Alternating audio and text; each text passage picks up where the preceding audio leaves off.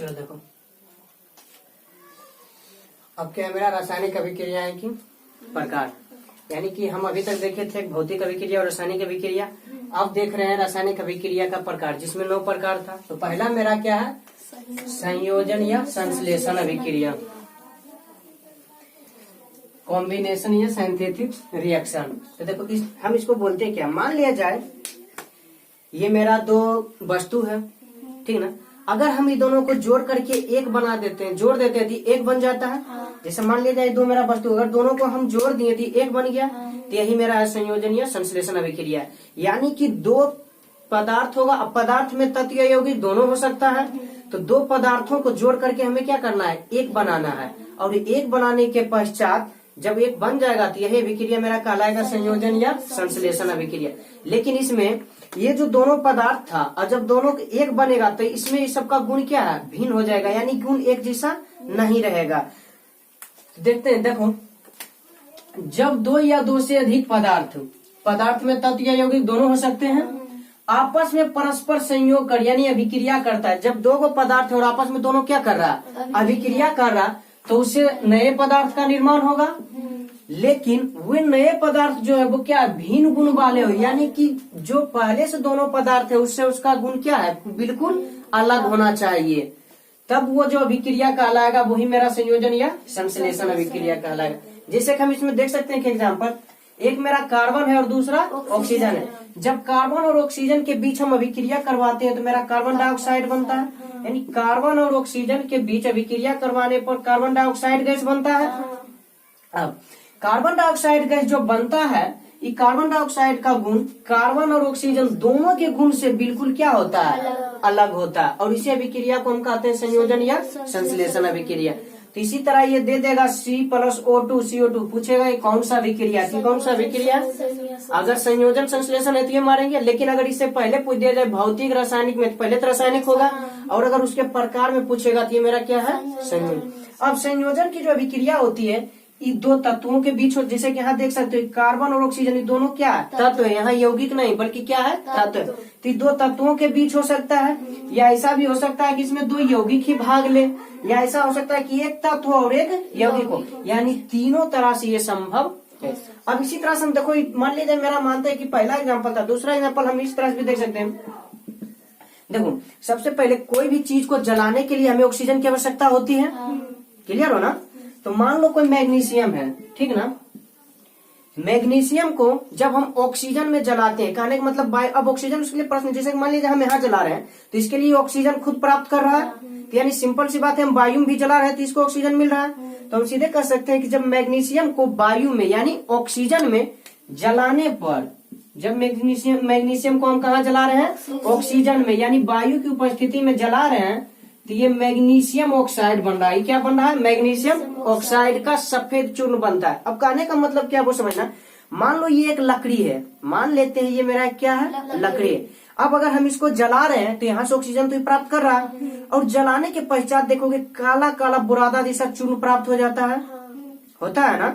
या फिर अगर पूरी तरह से नहीं जलता तो कोयले के रूप में रह जाता है। लेकिन अगर उस कोयले को भी जला देते हैं तो देखोगे कि पूरा एकदम महीन बुरादे की तरह हो जाता है, होता है ना।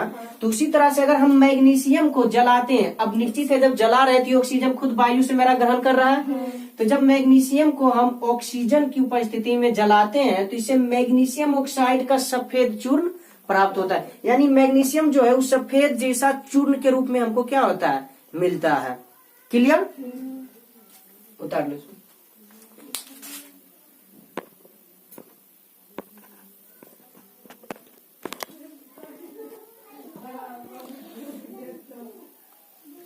चलो देखो, ये जितने भी अभिक्रिया का, चूंकि ये अभिक्रिया का समीकरण है, तो जितने भी अभिक्रिया की समीकरण है सभी के सभी संयोजन या संश्लेषण अभिक्रिया का उदाहरण है, ठीक ना। जैसे कि हम ये देख चुके थे कि जब कार्बन और ऑक्सीजन के बीच अभिक्रिया होती है तो कार्बन डाइऑक्साइड का निर्माण होता है। यानी कहने का मतलब हम जब कार्बन को ऑक्सीजन की उपस्थिति में जलाएंगे तो कार्बन डाइऑक्साइड बनेगा। साथ में जब मैग्नीशियम को हम ऑक्सीजन की उपस्थिति में जलाते हैं तो मैग्नीशियम ऑक्साइड का निर्माण होता है। उसी तरह जब लोह चूर्ण को सल्फर के साथ अभिक्रिया कराई जाती है तो फेरस सल्फाइड का निर्माण होता है।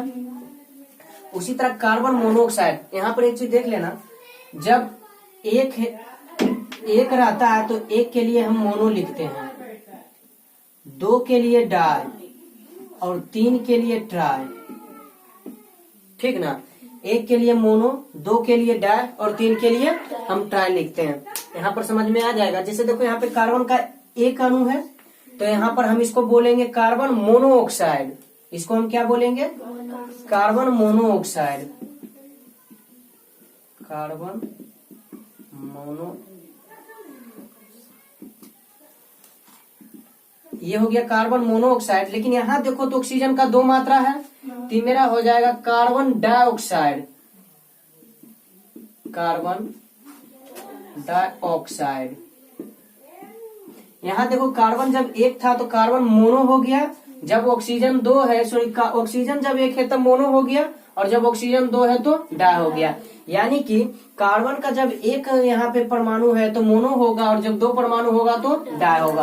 तो ये मेरा हो गया कार्बन मोनोऑक्साइड। जब कार्बन मोनोऑक्साइड को ऑक्सीजन के साथ अभिक्रिया कराई जाती है तो कार्बन डाइऑक्साइड का निर्माण होता है। उसी तरह सल्फर, देखो यहाँ ऑक्सीजन का 2 अणु है तो सल्फर डाइऑक्साइड। जब सल्फर डाइऑक्साइड की अभिक्रिया ऑक्सीजन के साथ कराई जाती है, यानी सल्फर डाइऑक्साइड को किसकी उपस्थिति में जलाना है? वायु यानी ऑक्सीजन की उपस्थिति में, तो सल्फर ट्राइऑक्साइड यहाँ बनेगा। यहाँ जो बनेगा सल्फर ट्राइऑक्साइड, क्योंकि यहाँ ऑक्सीजन का कितना मात्रा है? 3 मात्रा है, तो इसलिए सल्फर ट्राइऑक्साइड बनेगा। क्लियर ना।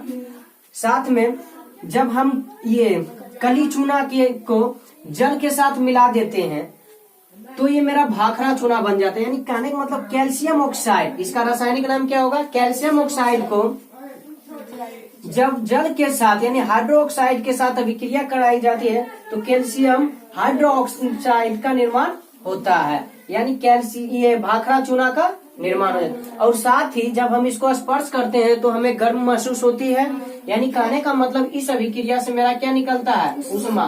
तो देखना एक चीज यहाँ पे कि ये जो मेरा अभिक्रिया होगा, ये तो सबसे पहले रासायनिक अभिक्रिया है, दूसरा संयोजन या संश्लेषण अभिक्रिया, और तीसरा ही हम कह सकते हैं ये ऊष्माक्षेपी अभिक्रिया भी है। ये ऊष्माक्षेपी अभिक्रिया भी है, यानी कि तो हम ये कह सकते हैं कि एक ही अभिक्रिया 2-3 प्रकार के हो सकते हैं, इससे पता चल रहा है। तो यहाँ पर मेरा संयोजन या संश्लेषण अभिक्रिया भी है और साथ में ऊष्माक्षेपी अभिक्रिया भी है। क्लियर ना। अगला फिर देखते हैं ये वाला। तो देखो ये मेरा संयोजन या संश्लेषण अभिक्रिया नहीं है, लेकिन ये इसलिए लिखा दिया कुछ समझाने के लिए कि ये जो हम भाखड़ा चूना है फिर उसको कार्बन डाइऑक्साइड के साथ अभिक्रिया कराने के बाद जब हम दीवार पे पोतते हैं तो देखोगे कि वो जब हम पोत देते हैं तो वो थोड़ा दूसरा कलर का रहता है, लेकिन जब सूख जाता है तो पूरा एकदम सफेद हो जाता है और उसमें चमक आ जाती है, तो वो कैल्शियम कार्बोनेट वो बन जाता है। कैल्शियम कार्बोनेट, कैल्शियम कार्बोनेट बनता है और उससे फिर जल की मात्रा क्या होती है? अवशोषित हो जाती है। कहने का मतलब क्या है? मान लेते हैं मेरा दीवार है तो भाखड़ा चूना हम जल को कार्बन डाइऑक्साइड के साथ अभिक्रिया करा दिए, और जब हम इसको पोत देते हैं यानी दीवार पे लगा देते हैं तो फिर इसे ये दीवार क्या करता है? जल को अवशोषित कर लेता है, जल को अवशोषित कर लेता है, और फिर जो बच जाता है वो केवल कैल्शियम कार्बोनेट बचता है, जिसके कारण ये एकदम पूरा सफेद कलर में दिखाई देता है और चमकता है मेरा दीवार। जैसे इस अभिक्रिया की हम बात करें तो ये संयोजन या संश्लेषण की अभिक्रिया नहीं है। क्लियर हो ना। ये संयोजन या संश्लेषण की अभिक्रिया नहीं है। यहाँ जब लिख देते इसका मतलब ये मत समझना संयोजन या संश्लेषण की अभिक्रिया। अगला फिर देखते हैं हम ये सल्फर ट्राइऑक्साइड, क्योंकि ऑक्सीजन का कितना मात्रा है कि सल्फर ट्राइऑक्साइड को जब हम जल के साथ अभिक्रिया कराते हैं तो सल्फ्यूरिक अम्ल का निर्माण होता है। तो किसका निर्माण होता है? अब ये जितने भी अभिक्रिया थे इसको छोड़ करके सब के सब मेरा संयोजन या संश्लेषण अभिक्रिया। अब देखना है ये दोनों मेरा तत्व है, यानी संयोजन या संश्लेषण की अभिक्रिया में 2 तत्व भाग लेते हैं, या यहाँ अगर देख सकते हो कि ये दोनों मेरा यौगिक है, यानी 2 तत्व भी हो सकते हैं या 2 यौगिक। या फिर अगर हम यहाँ पे देखें तो देखो ये मेरा क्या है? तत्व है, जबकि ये मेरा यौगिक है, यानी एक तत्व और एक यौगिक भी हो सकता है। क्लियर हो ना। ये मेरा संयोजन या संश्लेषण अभिक्रिया। अगला लिखो वियोजन या अपघटन अभिक्रिया।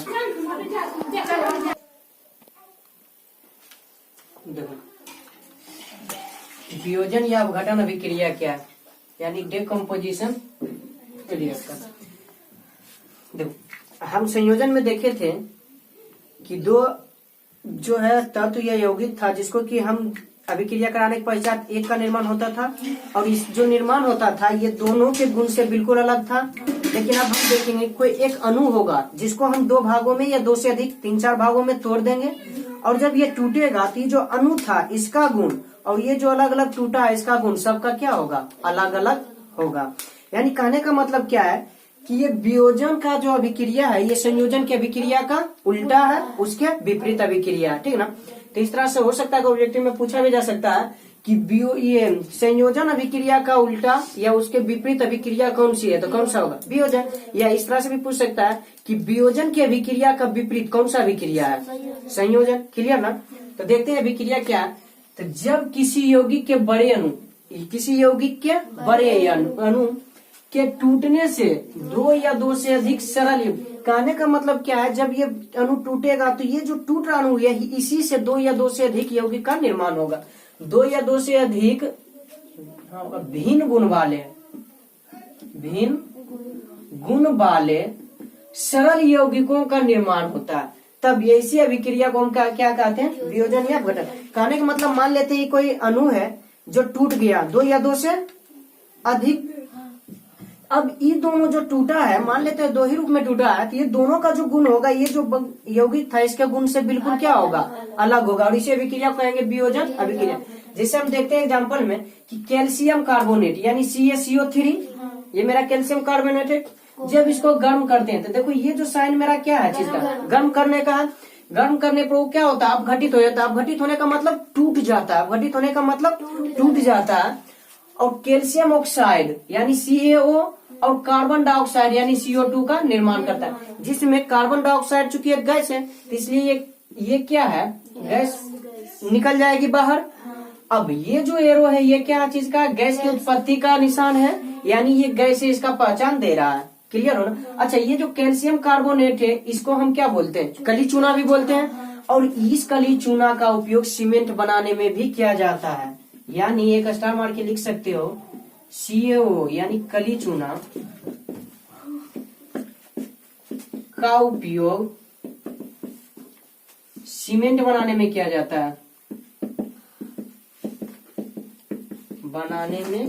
जाता है, यानी कैल्शियम ऑक्साइड, इसका रासायनिक नाम कैल्शियम ऑक्साइड है। यानी कली चूना का उपयोग किस चीज में किया जाता है, तो सीमेंट बनाने में किया जा सकता है। दूसरा हम ये कह सकते हैं कि पोटेशियम क्लोरेट यानी KClO3 को गर्म करने पर ये अपघटित हो जाता है, यानी क्या हो जाता है, टूट जाता है। और टूटने के बाद पोटेशियम क्लोराइड का निर्माण करता है, जो कि ये मेरा KCl पोटेशियम क्लोराइड का निर्माण करता है। और साथ ही ऑक्सीजन गैस बन करके क्या होता है, बाहर निकल जाती है। और ये तीर भी बता रहा है कि हाँ ये गैस है जो बाहर की ओर निकल रही है। क्लियर है। ठीक,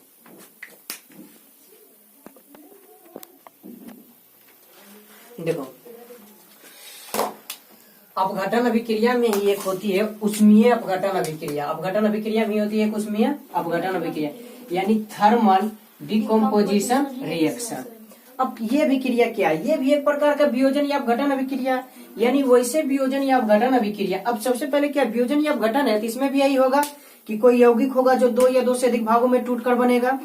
तो वैसे वियोजन या अपघटन अभिक्रिया जो उष्मा के प्रभाव से कराई जाती है, यानी जिसको करवाने के लिए हमें क्या एक्स्ट्रा में उष्मा देनी पड़ती है, यानी उसके में क्या करना पड़ता है, उष्मा